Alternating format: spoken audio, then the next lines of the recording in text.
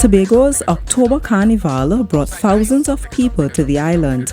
That meant a boost for many businesses, particularly those in the tourism sector. I had a chat with Mrs. Caroline Birchwood James, owner of Cano Bay Beach Resort. She's also the vice president of the Tobago Hotel and Tourism Association, an organization that consists of over 150 enterprises. I also spoke with Kate Trotman, co-owner of Native Abode and president of the Tobago Unique Bed and Breakfast and Self-Catering Association. That association has just over 50 members. They gave me a preliminary report into how their membership fared during Tobago's inaugural Solo Carnival. Can you tell us what about the occupancy rates for your resort over this Tobago Carnival season? Well, greetings, and as you can see, I'm smiling. We were 100% occupancy, and that is the week before the carnival. So we would say it was a success, and we are smiling. We can pay some of our bills. Now that's great to hear. Now can you give us an idea for the association itself? What about the occupancy rates for, your membership? Well, on Thursday afternoon, we did a poll with our members, and it was 85% occupancy. That means our rooms 85% filled. And the 15% came from the bigger hotels. They still had space. But that number was rising as we spoke. So most likely, we would have had like a 90 or 95% by the time we got to Juve morning on Saturday. We were very pleased. We had 100% bookings and 100% occupancy. We are a 5-room establishment, so all 5 rooms were booked from the Thursday before the actual weekend, and even at this present time, which is the Tuesday afterwards, we still have 60% occupancy until the end of this week. So we did pretty well.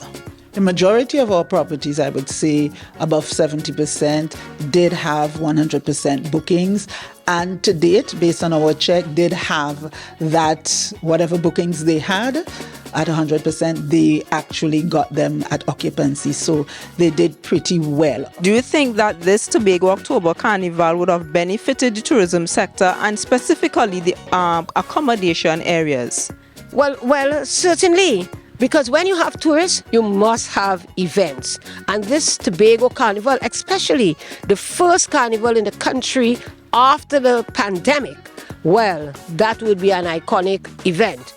And yes, it benefited our accommodation sector especially, and our restaurateurs and our vendors as well, our food vendors and so on. It's not just benefiting those directly, but it's benefiting a lot of the spin-off or supporting sectors that feed into tourism, whether it's agriculture, it's your fishing, because we need to provide meals, your grocery stores, mini marts, and the fact that this more than anything else proves that tourism is not just the accommodation sector alone. Actually, tourism is a bedrock for the entire Tobago economy. You think that we should have this Tobago October Carnival as an annual event?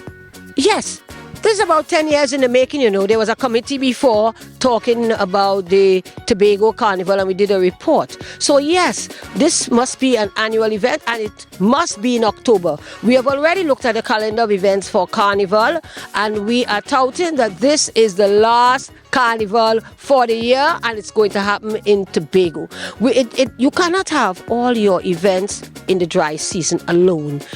Tourists are here all year round. People want activities all year round. Hotels want their rooms filled all year round. We have the Blue Food in October. We have the Tobago Carnival in October, at the end of October. I would say well done, and let's keep that date. Well, the mere fact that we did have 100% occupancy in a time, October is normally a slow month for us, but the fact that we have a major event that brought a lot of persons to the island means that it's something we should seriously consider doing or making an annual event. You would have gotten people's reactions and so from the events that would have occurred. Tell us what you would have heard.